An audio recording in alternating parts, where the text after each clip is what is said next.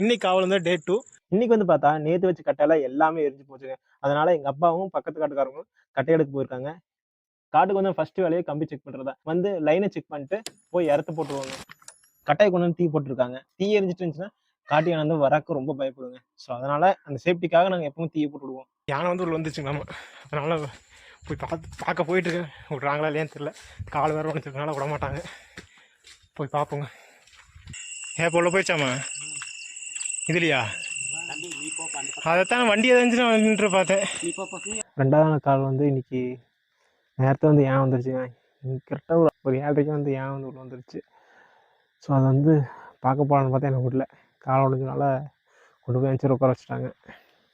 இப்போ டைம் 1:30 ஆச்சு. இன்னும் இங்கே சைடு யானை வரல. அது வராமல் இருக்குது ரொம்ப ரொம்ப நல்லது. டே 2வோட இன்னைக்கு காவல் வந்து முடிஞ்சுங்க. இன்றைக்கி வந்து எங்கள் காடு சரி வரல, வேற ஒரு காடு தான் முட்டி இருக்குது. அங்கே போய் பார்ப்போங்க எந்த அளவுக்கு வந்து முட்டி தின்னு இருக்குதுன்னு.